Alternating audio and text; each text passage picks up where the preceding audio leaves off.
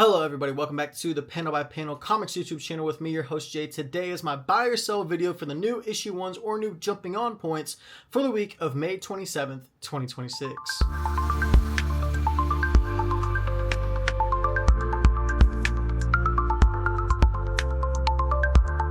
But before we get too far into this video, if you guys are new to the channel, please go ahead, hit that like button and that subscribe button as well, and you will get nearly daily comic book content all throughout the week. Turn on those notifications so you don't miss any of the new videos. Let's go ahead and get started with the first book I'm going to be talking about. We have Capes. This is issue 7, 32 pages for $4. This is a new jumping on point with a new writer of Benito Sereno. And you're also going to get a new character of Elemental with her story being written by Robert Kirkman and the art being done by Corey Walker. Now, this story focuses more on Bolt, as he is one of the better superheroes in the Capes Inc. industry.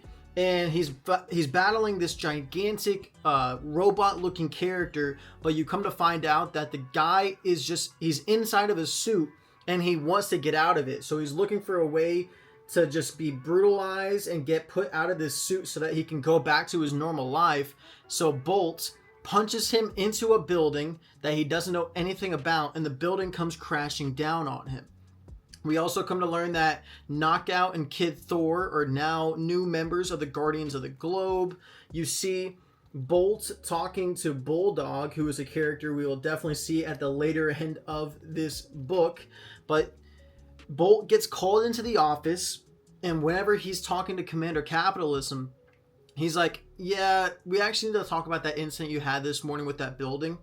Turns out, my contacts at the GDA, apparently it doesn't look really good, because that new building that you knocked down, that was actually an orphanage, or going to be an orphanage for children that need places to live, obviously, like a normal orphanage. And he's like, oh, do I need to put out a statement, apology video, whatever I need to do? And he's like, no.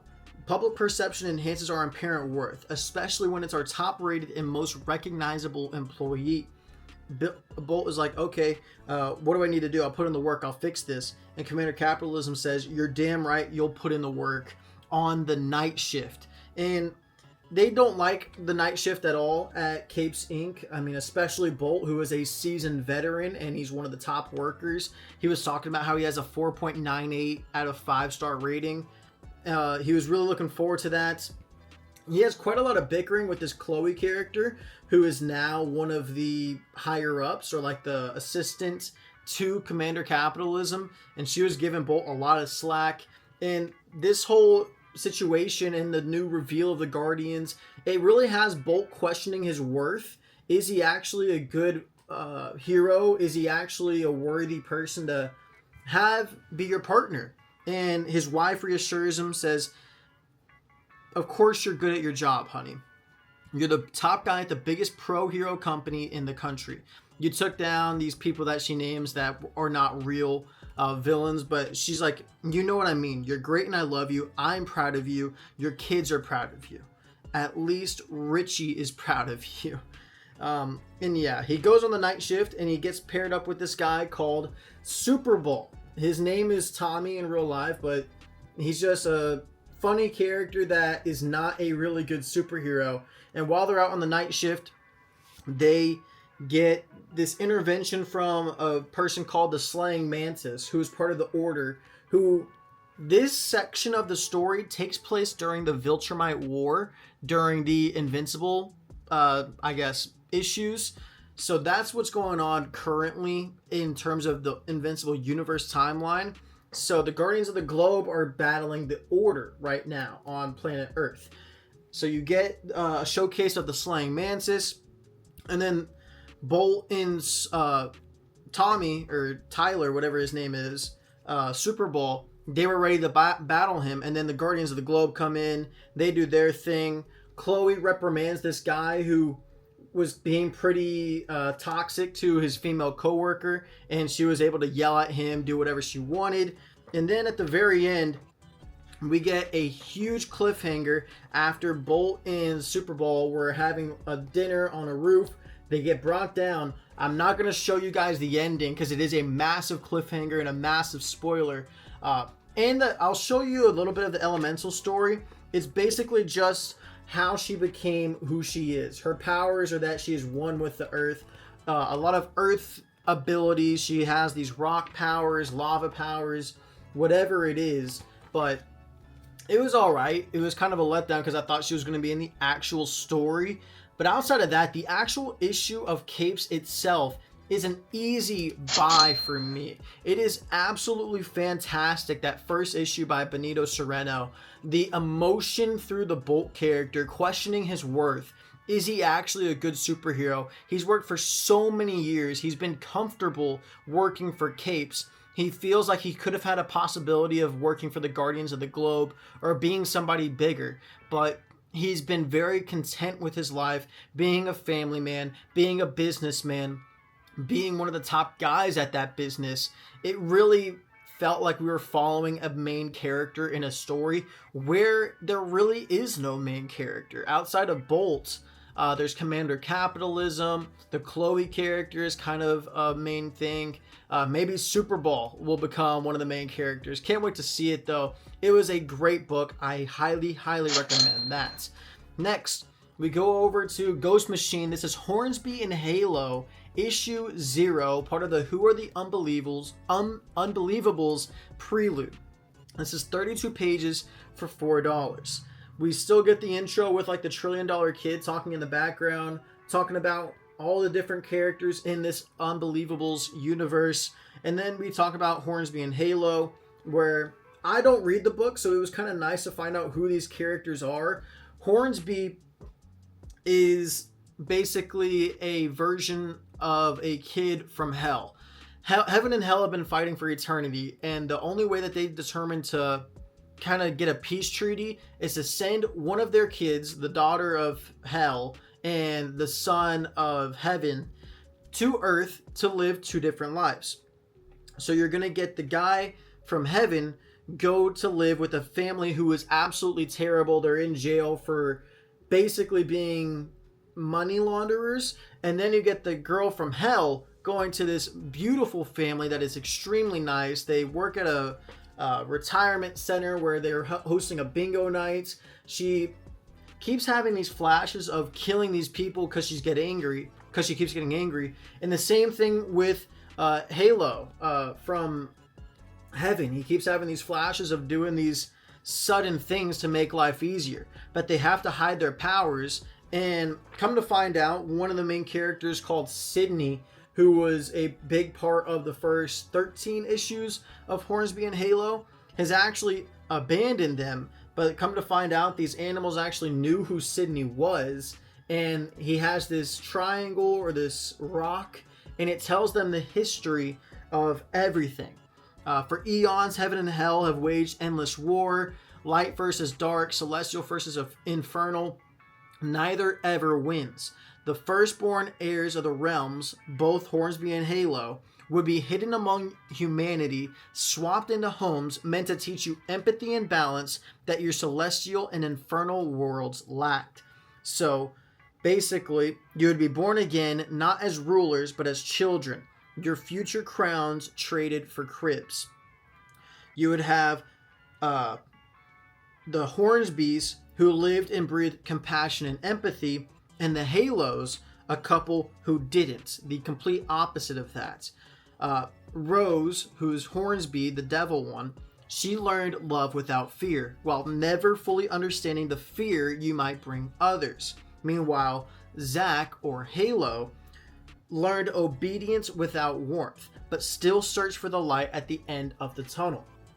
So essentially learning to live the complete opposite lives of what you are typically used to, whether you're the kid from hell or the kid from heaven. And the Halos are a pretty terrible family. They're money launderers at a funeral home that do the worst of the worst, just trying to make their life better. Whereas the Hornsbys are these loving people who really care for the world. They let you do whatever you want. But then they see this vision of Hornsby and Halo fighting at the end of time or just some time in the future. And the words from Sydney say, but who you'll choose to be. There are wars that end in fire, Rose, others in silence. This one, Zachary, this eternal one, may end in total blackness. Absolute craziness. This was really, really good from Peter J. Tomasi. So far, what I've read with the Rockefellers and with Hornsby and Halo, they've been really, really good. And then you also have this unknown figure paying off these people to kind of spy on Hornsby and Halo, or Zack and Rose. A really, really good book. A great jumping on point. Who knows? I might continue to read these books even after this Who Are the Unbelievables story arc. A really good book. Hornsby and Halo, issue 0 for me, is a buy. I've never read any of the Rockefellers, Hornsby and Halo, the $1 Trillion Kid, which I know is going to be a new series anyways. I haven't read too many Ghost Machine books besides Geiger and Redcoat. These other two books are absolutely fantastic. The feeling of family, the feeling of connectivity, the feeling of trying to find who you are in a world that you don't feel connected to. Whether it's the Rockefellers and time traveling to different periods, feeling like they should be doing better at whatever time of place they are, but they can't interfere too much with the time stream. Whether it's Hornsby and Halo, who have the powers of heaven and hell, and they try their best to conceive and live and really embrace a human life, but they still feel their connectivity to heaven and hell. It is such a good book, and the two books are both written by Peter J. Tomasi. He has done an absolutely fantastic job. Yeah, that's my whole spiel with that. But next, going over to Dark Horse, we have Did You Hear About Mimi Green? This is issue number 1, 32 pages for $5. Now, this book is written, scripted by Connor Goldsmith, who also does the writing, and the art is done by Josh Cornelian. We learn about the main character in this book called Mimi Green.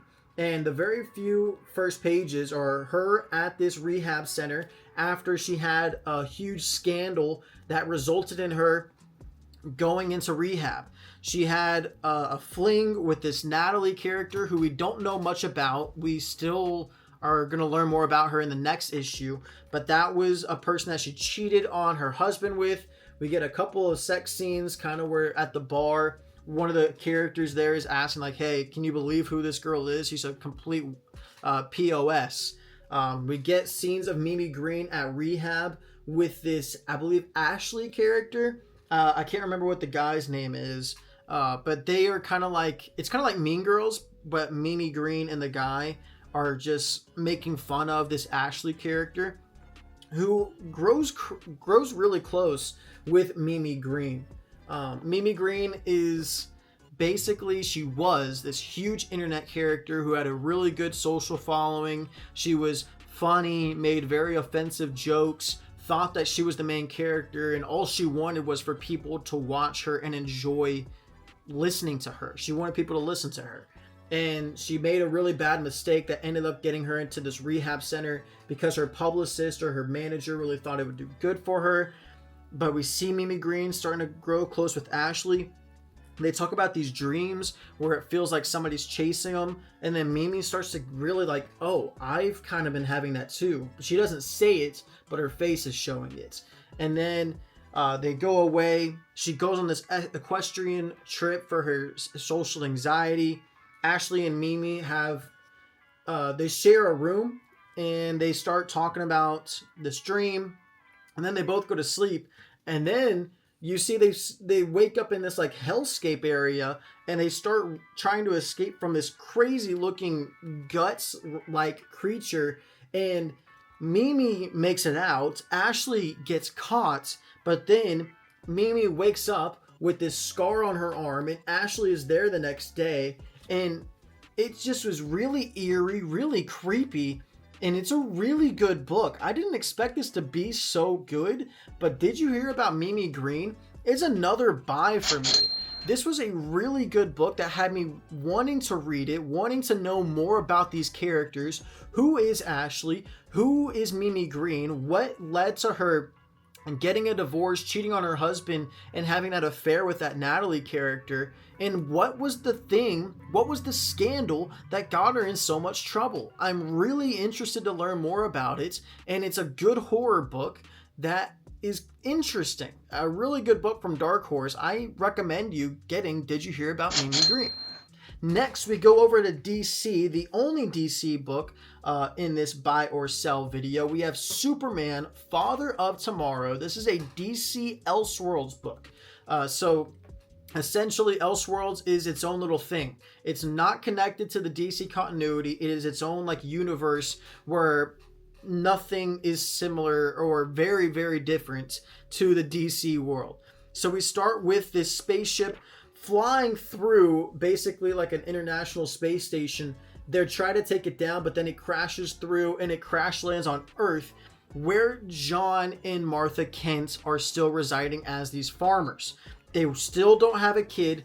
They were deemed infertile and they couldn't have a kid. So Martha was like, oh my gosh, we're not gonna be able to have a family. But John, being John Kent, was like, no, they said we can't have kids, we can still have a family. Really touching points. You get General Lane being there for the birth of his kid, and then he gets news of the International Space Station crash, so he has to go target these aliens. Wasn't even there for Lois being born. We see John and Kal-El, or I always forget what his name is. They call him Jordan. I'm just going to call him Jordan because that's a little easier for me. I think it's actually Joel. Either way, they see how he's progressing. He's basically his brother. When I say he, I mean Jordan and John are essentially brothers at this point. They are extremely close, but Jordan still feels his loss from his world of Krypton that blew up. He still misses his family. He misses his son, his wife, and they didn't make it. Essentially, this is a version of if not Superman went to Earth, but if the father did and the mother and the son, Superman, who we know, would have died on Krypton. So Jordan has this big moment on a big just panic attack, essentially, goes to get some a breather, goes to the top of a barn. John goes out there to speak to him, help him out, but then he has a heart attack. Very similar to how John Kent dies in the DC universe. He has this heart attack. Jordan tries to help build a machine that would stabilize his heart and keep him safe, but then the doctors start freaking out. They're like, you're talking about science fiction. This is a hospital. What are you doing? Security, hold him down. And Jordan is like, please, just let me help. And it wasn't enough. John Kent dies just like he does in the DC universe of a heart attack. Like it should be, not a damn tornado, Zack Snyder. No, a heart attack. And that was the last straw for Jordan to be like, no, screw Krypton's rules. I should have shared my technology, and if I did, John would still be alive. And I'm changing that right now. So you see him then have all the ships, his new Superman suit, and while General Lane is introducing this character of Metallo, the doctor, John Corbin, is telling him, no, you should not do this. We don't know how he's going to interact with all these people around. He might sense that they're enemies. They do it anyway. Metallo starts going crazy, but luckily Superman arrives and saves the day. Saves Lois, that's Lois, from being stomped. And then you also see this is Lex Luthor, who is like, I know what I want to be one day, which is kind of interesting. Maybe Lex is going to be a good guy in this DC Elseworld thing. But Jordan saves the day, ends Metallo, and starts to become the Superman of this new world. I'm here to help, and I'm going to change things for the better. A really, really good book, a really good introductory book to a completely brand new Elseworld. DC Superman Father of Tomorrow, yet again another buy for me. A fantastic book and a great week for new jumping on points and new issue ones. And there hasn't been really any misses, and I'm already going to tell you right now, Escape issue 7 is fantastic. It has a chance to be the best pick of the week. It has a chance to be the pick of the week, and honestly, maybe the book of the month. This is an absolutely fantastic book. I highly recommend you getting the trade if you did not get the first 6 issues of this story. It took about 2 to 3 months off, I think. This is written by Rick Remender, and Daniel Acuna does the artwork. 32 pages for $4, but this continues the story of Milton trying to escape from, I'm just going to say, these German work camps. He's kind of lost. He had this whole mission to go bomb the Germans, and then the ship got shot down. All his friends died in the ship. None of them made it out alive except for him. He finds this family in Germany where they kind of keep him there, like kind of like an Anne Frank situation, but obviously without the Jewishness. But you see how the Germans are trying to find him. The general has a son, the lieutenant, who was kind of like the big bad in the first 6 issues. Now you meet the general, who we find out is the father of the lieutenant, who's going in on his son, telling him, show me that you're not a worthless piece of S, and do better. So Milton then conceives his plan, where his idea is to blow up the Titan cannon that is the almighty powerful thing for this German bat, I guess, enemy. Then the lieutenant shows up and they have a big battle. It was really good, really well written. Daniel Acuna's artwork was fantastic. And if you did not know, this is like an animal universe. So Milton is a bear and all the Germans are all bats, because I don't know. They have this battle. They talk about these red clouds of, because that's like the blood. Milton then takes advantage, gets on top, starts choking him out. And he keeps thinking about pulling the trigger, blowing up the C4. And he does, finally. But the delay on the chain allows him to escape. Of course, not the lieutenant. The lieutenant that he was battling with was down on the ground and out for it, couldn't breathe. He ends up dying. And Milton slowly escapes, but then the general directs all the army onto him. He gets a spotlight shown onto him, and then he gets trapped. And when you all think everything's dead, this is it. There's no way Milton can escape. The father from the family where Milton was shacking up with and was able to live there for a couple days to basically live, he shows up with all of his friends, and you find out that he was actually the group of this resistance. I forget what it's called, the insurgents, and he is the leader of them, and they all are starting to like sacrifice themselves, gunning it out, trying to escape, help Milton escape, and alert the allies to let them know, hey, the Titan cannon's down, you can come save us from our brutal oppressors. They eventually make it out, but this was a fantastically paced book. There's consistent action from the very beginning to the very end. The writing is so good from Rick Remender. He really helps set the intensity of this book.